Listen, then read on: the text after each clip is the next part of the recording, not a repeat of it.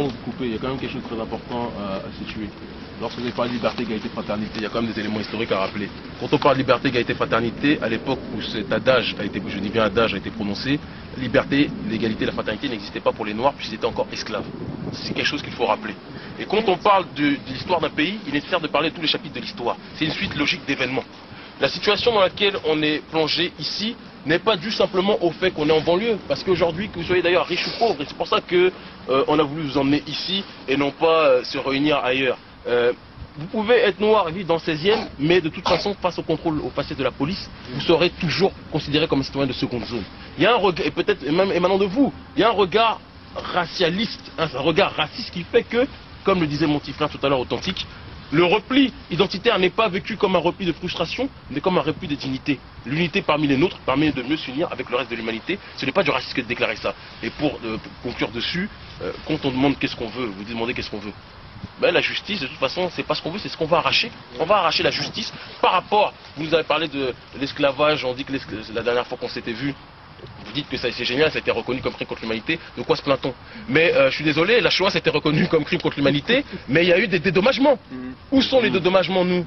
95% des richesses sont tenus par 5% de la population. On nous parle de décolonisation, l'Algérie aujourd'hui, les attentats qui sont fomentés, on sait très bien qu'ils sont fomentés par des organisations qui sont en réalité utilisées, usitées par les officines qui sont à la tête de ce pays. Ce n'est pas de la paranoïa raciale, c'est une constatation d'événements tragiques qu'on ne peut que regarder tels qu'ils sont. Voilà. Mais moi, au-delà de ce débat d'idées qui est intéressant, mais ce que je veux savoir, c'est concrètement, donc ok, vous voulez être dédommagé de cette situation, mais qu'est-ce que vous attendez aussi dans la vie quotidienne, dans la vie de tous les jours? Vous nous parlez des cités, où on entasse les gens. On va vous répondre. Qu'est-ce que vous attendez? On a du mal à comprendre ce que vous voulez. Mais c'est ça qui est dommage, parce que visiblement, quand c'est le cas d'une autre communauté, vous n'avez pas beaucoup de mal à comprendre parce que vous êtes tous plongés pour aller justement les dédommager, quitte à vous couper les bras pour qu'ils soient dédommagés. Cette communauté, on la connaît, la communauté juive, et gloire à elle d'avoir obtenu ces dédommagements, il n'y a pas de problème. Mais on trouve que c'est dommage que cette grande communauté, vous ayez tous compris à la seconde même où elle a levé le doigt ce dont elle avait besoin après la Shoah, qui a duré 6 ans, et nous, pendant 400 ans d'esclavage, ou la colonisation pour l'Afrique noire et le Maghreb, etc. Là, quand on parle des dédommagements, ben, on ne comprend pas concrètement qu'est-ce que vous voulez. Des bâtiments, des meilleurs. Il faut être sérieux un minimum. Le premier dédommagement commence déjà par le dédommagement pécunier. Il y a des professeurs comme Leonard Jeffries aux États-Unis, ou comme Monifique était à Santé, qui ont déployé, qui ont étudié cette logique de dette qui non seulement doit être reconnu de manière symbolique, mais de manière active. On vous a parlé d'un exemple précis, on vous parle des Antilles. Quand on sait que 95% de la population est noire, est-ce normal que c'est 5% de la population, à savoir les béquets, qui contrôlent les 90% ou 95% de l'île? Ça, c'est quelque chose de concret. Et si vous ne voulez pas le comprendre, il faut que vous compreniez qu'il y a alors les enfants de ces gens-là ici qui sont en métropole et qui, eux, le comprennent. Quand on parle de concret par rapport au dédommagement, nos pays, en Afrique noire, quand on sait que ce sont des vallées qui sont à la tête de ces États-là, qui sont mis et qui musèlent, j'ai envie de dire, la population, dès que la population se lève, nous, en tant que diaspora, ce diaspora est un terme important et on sait historiquement ce que ça veut dire, on a cette possibilité de faire contrepoids puisqu'on sait que la politique du Sénégal, la politique de l'Algérie, la politique du Bénin, la politique du Cameroun, etc., se décide ici, entre autres.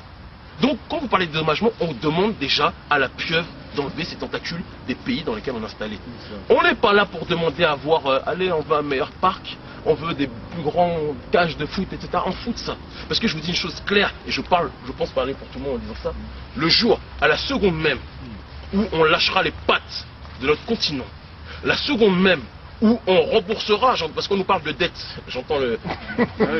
C'est-à-dire que le pays qui... L'oligarchie, ouais, ça, il nous pille, et en plus, on est endetté. C'est quand même assez extraordinaire d'entendre ça. Et c'est ce degré de schizophrénie, de débilité, c'est pour ça que quand on parle de concret, ça c'est très concret ce qu'on dit. C'est très concret ce qu'on dit. Parce que je vous dis que la France sera beaucoup moins noire, sera beaucoup moins arabe. Il sera même beaucoup moins un tas d'autres choses le jour où chaque pays pourra décider de sa propre destinée.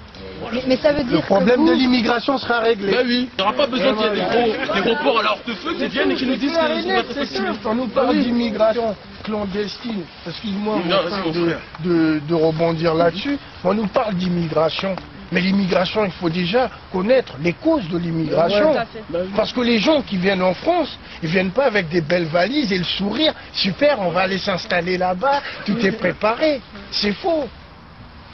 Tous ces pays issus de l'immigration, comme par hasard, ce sont des pays à connotation francophone. Qui dit francophone ancienne colonie de l'Empire français. Et l'immigration, elle est due à quoi? Eh ben, un appauvrissement, un pillage de tous ces pays-là.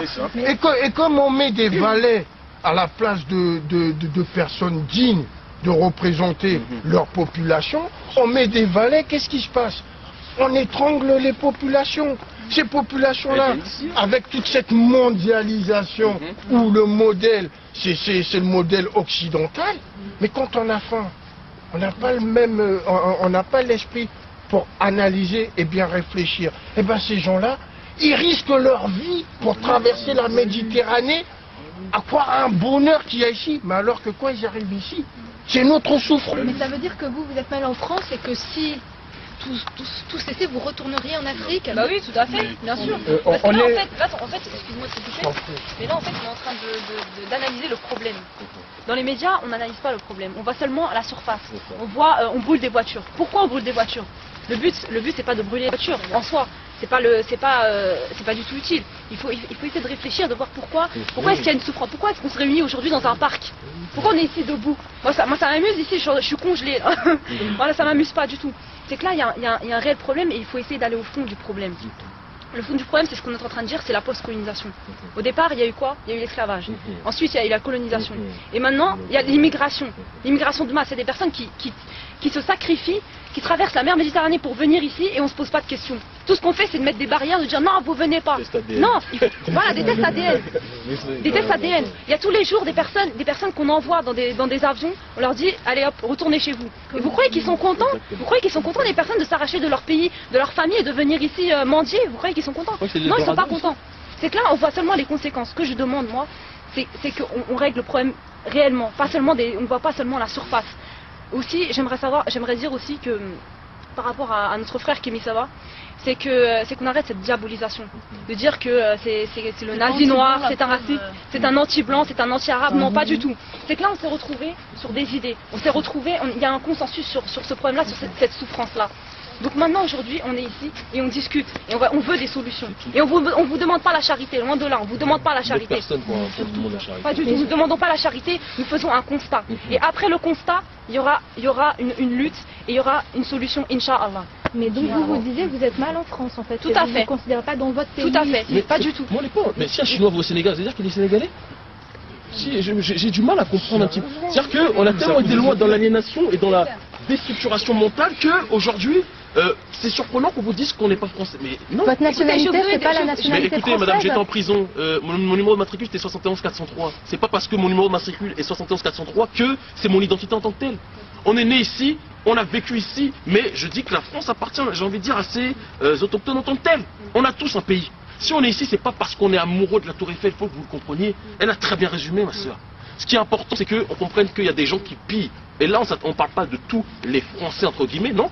Il y a une oligarchie qui fait souffrir non seulement le prolétariat, c'est-à-dire que le Français